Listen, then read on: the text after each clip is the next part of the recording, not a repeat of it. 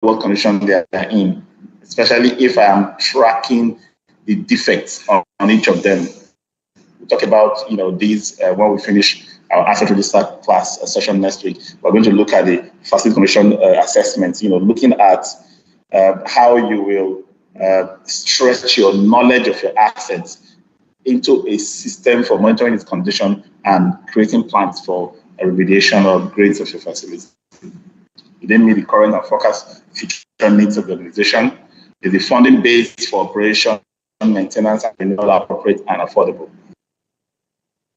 Every asset will cost money. There's nothing that comes free. All of them spends money acquiring all of the assets. You have to understand this because assets is tied to the finances. If you use the assets judiciously, you will not waste more money providing that same utility. The asset that is on ground that is being optimized can provide the utility that will help the organization gain a lot more money and increase or improve their bottom line. If you are reckless with your assets, you allow all kinds of things happen to the assets, not producing the kind of results they need. The organization still needs to move on. It will spend the money that should have been profits in acquiring new assets or in getting things done that we already have a means to do, but our assets are not managed well to be able to do it for us. All right. So it's important that we understand this. And then the organization has a threshold for the funding it has, the kind of money it has that they invest in its assets. We don't expect organizations to just throw any amount we ask for to us, whether to acquire new assets or to manage, operate, maintain, upgrade, repair the existing assets. So we need to the level of risk. So when you get your organization's risk appetite, the level of that utility to the organization's success or to its survival. Those are the things that makes you decide which one to go for. But again, it also is affected by how liquid the organization is at a particular time. You cannot say because there's no cash to get certain things done, we will not attempt to use the no-cost approach to meet to deliver some level of utility or meet halfway. Now, why should you track your assets? Why should how things are acquired? Some organizations know how to, when they want to buy, there are very tight and stringent controls. So you have to make justification in a business case. So maybe your line will have to agree that you need this new computer, printer, whatever it is. It goes through several processes. It goes through budget clearance. It goes through a procurement process, and then an acquisition is made. But after going through all that rigorous process, the assets comes in, and there is no other process for one, checking, confirming, and documenting that the asset is producing what it was meant to. During that acquisition process, you've written all the nice reasons why you have it, right?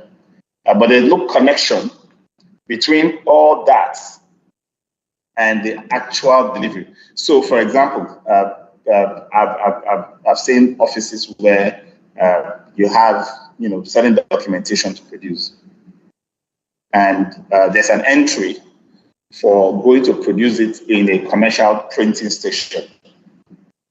Oh, we had to go and print it somewhere, and we spent some 70,000 naira in the printing of a certain document proposal or whatever we had to go and submit.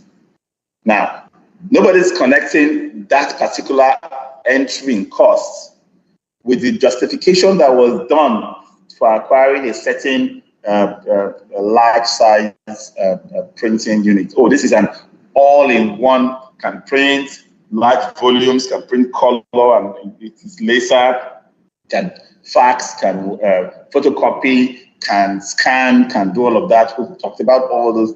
And those are the documentations we're doing at the point of acquiring.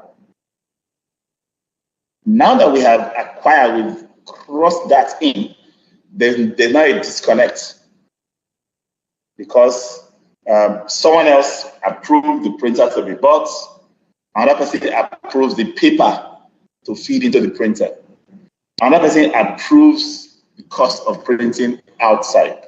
And if that happens, there's a disconnect. There's supposed to be a custodian, and that's where the FM as an asset manager comes in. You've gone through all that justification. Now it's time to document that this asset is meeting its need. That's what defined for. So you have to document, what's being printed on a regular basis. For example, itemize and say, oh, this printer has been able to deliver 700 pages of printouts for so and so projects, right? Because now you're identifying. And then when that asset is now in use over time, something else can also happen. Maybe a certain fault, and they call a technician or somebody to come and fix it, and he says, oh, this component is hard to find, we couldn't find it in the market, and people start taking away from that asset. Over time, creativity to get it back or to use it for other purposes. For example, a unit that can no longer print may still be able to scan and distribute documentation and so on and so forth. But we have pushed it gradually aside to the point where it is no longer in use. It is supposed to still have a remaining useful life that is now being ignored. And then over time, we found a way to get another means like printing outside, getting a scanner, using a phone, using different things that can just take us away from it. And when that happens, that asset may just end up disappearing.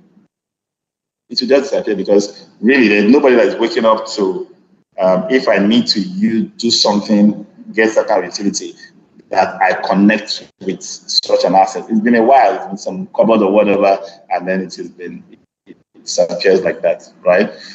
Sometimes it's because we just buy too many. I've been to the offices where, taking the same printer example, it's in every desk, right? Some people have 2 or 3, and before you know what's happening, it begins to disappear. Oh, go and use it in the conference room. Oh, let's go and use it in so and so place. Or put in my calendar, take it along to the venue of the occasion so we can print this or do that and do that. And the assets begin to disappear. Nobody seems to be tracking. So that ghost mode, it's easy to get lost. It's easy to become diverted or reappropriated for personal use by individuals within the organization. So we must be very careful as facility managers to not fall into this trap, because this area. Now, I know that for many organizations, the finance or accounting function plays a key role in asset documentation, because when they are paying, that whole process of justifying and then paying creates a record, creates a life for it in their records. And so in a way, they have it in the books, but it has moved into operations, which means they are no longer the one supervising it. So their books can still show that, oh, we have this asset, it's going to be in use till another 3 years. But in the operations end, where the FM, holds sway, the asset has been pushed aside. Now a ghost asset. Nearly every company has a problem with lost assets, estimating that an average 10% or 20% of assets are in fact lost assets. Research done some time ago, and we can relate with this because we are not carefully tracking, documenting, accounting for. Because we seem to be more meticulous in acquisition, but we fail in its operation and use. And for some organizations, also fail in that disposal process. And we'll talk about that in a bit. So when assets begin to disappear, inaccurate balance sheets, you have your balance sheet saying the organization is this rich. We have so much assets and value, so and so amount, but those assets are not available. They are not here. They are not with us. We have lost them.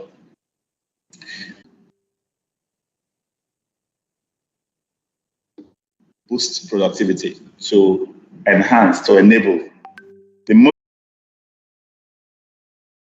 things done as quickly as possible, then that's lost productivity.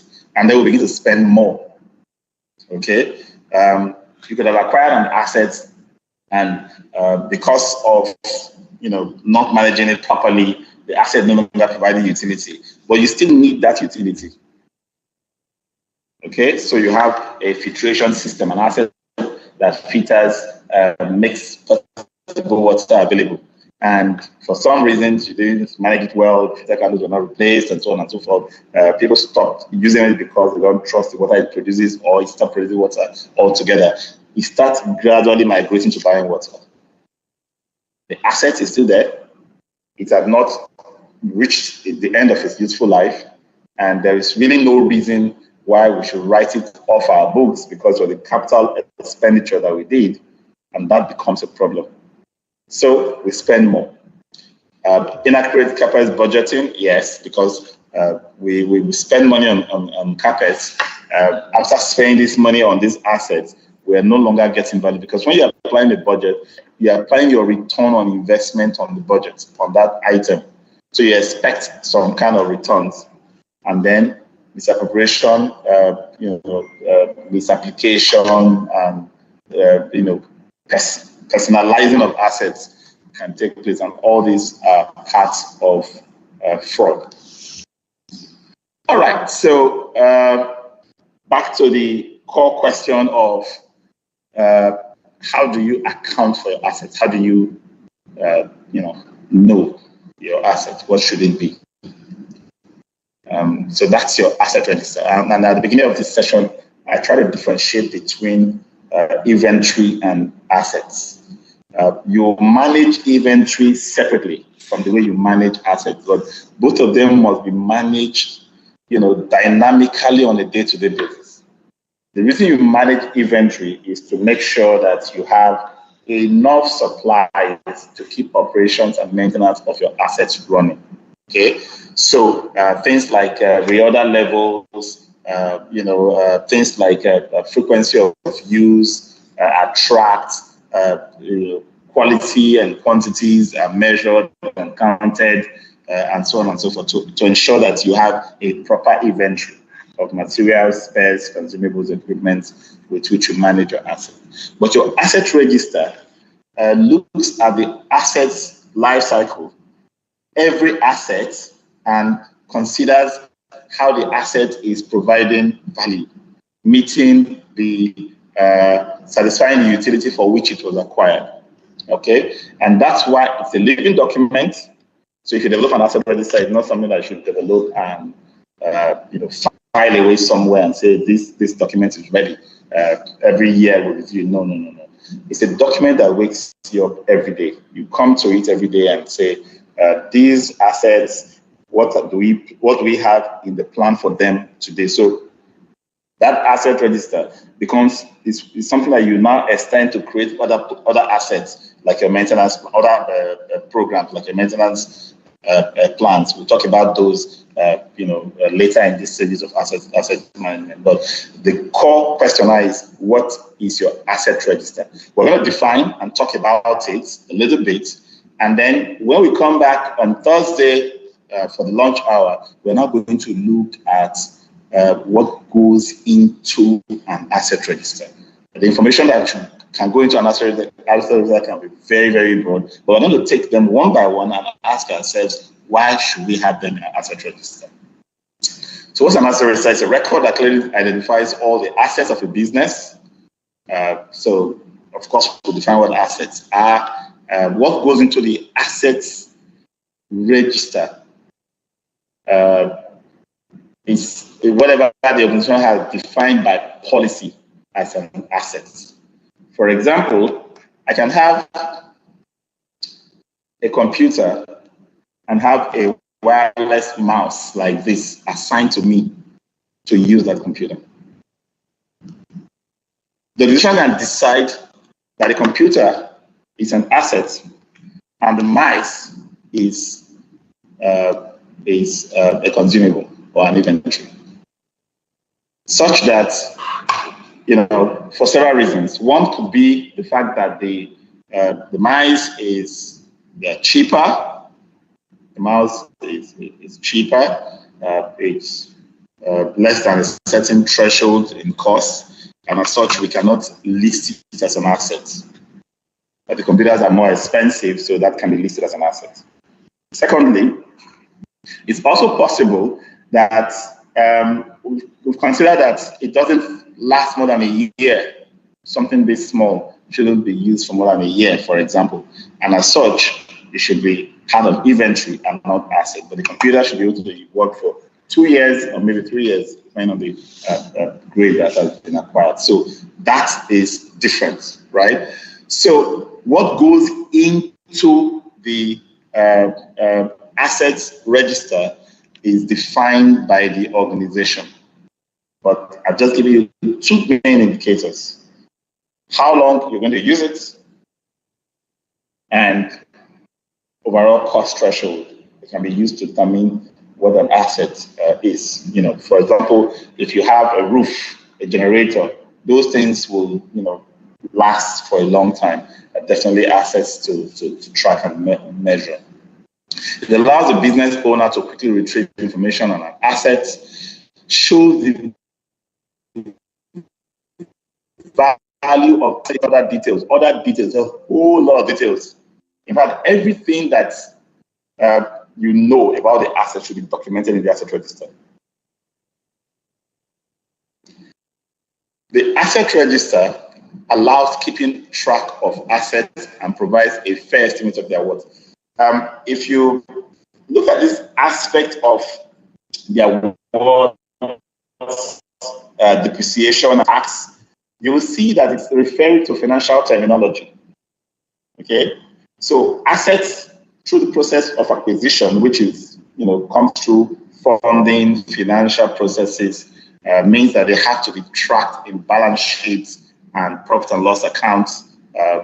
So when it's tracked in balance sheets, it's full value. When it's tracked in profit and loss account, it's the depreciated amount or the value of the asset that is used for this year's business, right?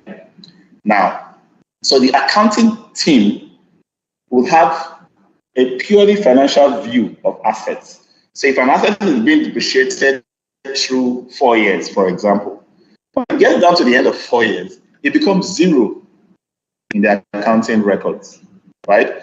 But if that asset is still providing utility and still consuming operations and maintenance costs and efforts, which means it's still in use by the FM team, it remains in the FM's asset register.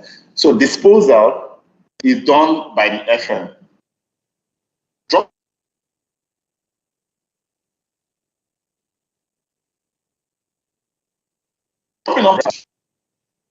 Who actually uses it is the one that determines whether the asset is due for a disposal. So why do you need an asset register? To process the purchase of assets in accordance with authorization and record keeping procedures, the whole procurement process, so that if somebody says, I want us to acquire this, check the asset register to see whether we don't already have that or something that could provide that utility, right? Maintain an adequate accounting record of asset cost, description, where they are kept in the organization, and so on. So that information is supposed to be in the asset register. Maintain accurate records for depreciation. I've talked about that. Provide management with information to help plan future asset investments. Record the retirement and disposal of assets. And this is the life cycle view I was talking about. The asset register now becomes the tool for entering something that has been acquired, managing it through operations, maintenance, upgrade, repair, and disposal, where it exits the asset register. Okay, so talked about what constitutes assets to the facility manager, the building components of the equipment, motor vehicles, furniture, computers, equipment in different categories. We talked about why we have asset register, but I want to just look at this list and say, why do we have to have information on this kind of items in our asset register? So this is going to form our discussion for Thursday.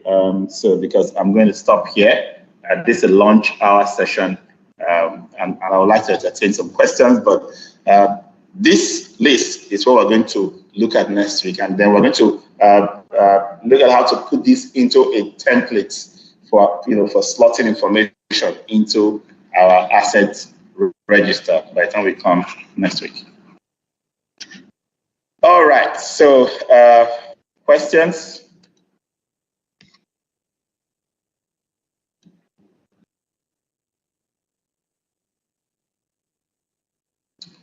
There's a chat on this Teams. If you are here and you have a question, you can type it into the chat. And if we have questions from other platforms, I would encourage the team to pick them up and drop them into the chat here for me to address. I want to just make a note about what happened to our Telegram platform. 2 weeks ago, we're having the launch hour, and we noticed some strange activity on the Telegram group. And then all of a sudden, we were knocked off the group, and we're still trying to recover it with very little success so far. So tell your friends, if anybody is still in that group, we don't know what the motive of that that hacker's activity was. We hope nobody gets defrauded by fraudulent, approaches on that Telegram WhatsApp, because it's no longer within our control. We're still trying to see how we can get Telegram to respond to our complaints and retrieve the group back. But in the meantime, please tell all your networks to stop participating on that Telegram platform. So we have a WhatsApp group and we have a Facebook group. So if you go to WhatsApp, just search for Max-Migold Facility Management Training. On Facebook is Facility Management Training / Services. But if you are in contact with any Max-Migold staff, just ask for a link to join any of the groups, and you'll be in good hands. All right, so questions?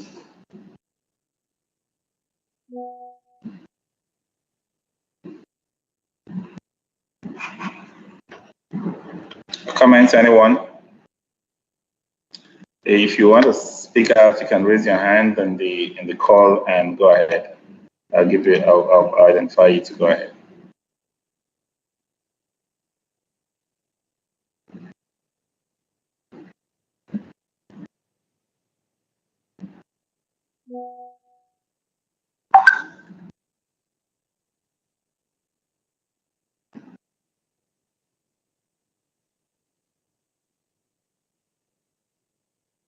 All right.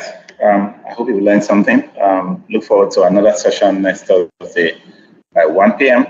If you do have questions, you can send it by email to trading@maxmigold.com, or go to any of our social media handles: Facebook, LinkedIn, Twitter, Instagram, and any other platform you see for Max-Migold, and just drop a question there. We'll attend to all of them as we take your questions on a week-to-week basis or day-to-day basis.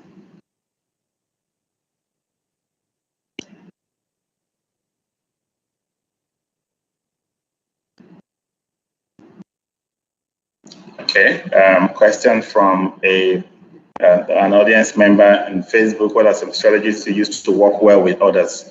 Yeah, that's a whole subject. So once we finish the asset management series, the maintenance series, we'll go to the workplace productivity series. Okay, so be on the lookout for that. We will go into the workplace productivity series, where we're going to look at emotional intelligence, personal skills, leadership, critical thinking, so many skills that we need as facility managers to work well with others. We'll take them on one after the other on a continuous series once we are done with this asset management maintenance series that we started now. What qualities do you think an asset manager needs most? That's a good question. So what quality does it need most? The first is strategic thinking, and that's what we say is strategy. You must be able to see far ahead beyond every other person. So if you're able to define why before you start anything, why do I want to acquire it? What am I going to get from it?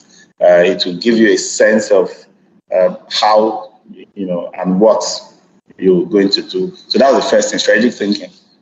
Being able to compare life cycle options, being able to, look far ahead, and be able to get results because you know exactly where you're heading towards. That's the first thing.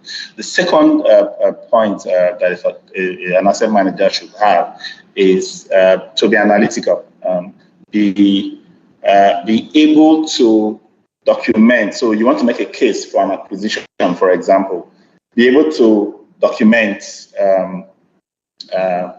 why, based on what kind of value, what kind of utilities you want to achieve. Be able to document performance of an asset. How do you, document the performance of an asset, what it is actually delivering? Because you want to use that data to justify what you proposed before as justification for pushing for that asset to be acquired. And so that tomorrow, when you want to acquire another asset, you have enough information on how your previous assets have been running. So analytical skills require you to be a good record taker, a good presenter, a good documenter, just being able to gather facts and data and be able to manage with data. And then the final one I'll chip in here is you have to be a people's person, because when you acquire assets, you are not going to be the one using it every day. People can become very reckless. I'm working with a university, for example, we're trying to see how we can, upgrade, certain assets. And then the concern that's coming from the university officials is, look, we have students who are just reckless. They turn on large air conditioners. One person will come into a hall, put on 4 or 5 ACs, and when he's leaving, leave all of them on and walks away, and even leave all the doors wide open, for example. So people will just come in there, and because they want to get a piece of wood to do something, they yank it off from a chair or table. There's all kinds of mindsets. If you want to be a good asset manager, you must connect with people. They must like you and begin to appreciate your vision for the assets, so that when they are using it, when you are not there, they will care for it as if they are you, as if it's their own assets. I'll give you those three: strategic thinking, analytical, and a people person, and to get the best results from asset management. All right, so thank you very much. That's our lesson for today. See you again next Thursday when we'll take a closer look at the asset register itself. Have a nice weekend, nice working day, and every day till we see on Thursday. Bye-bye.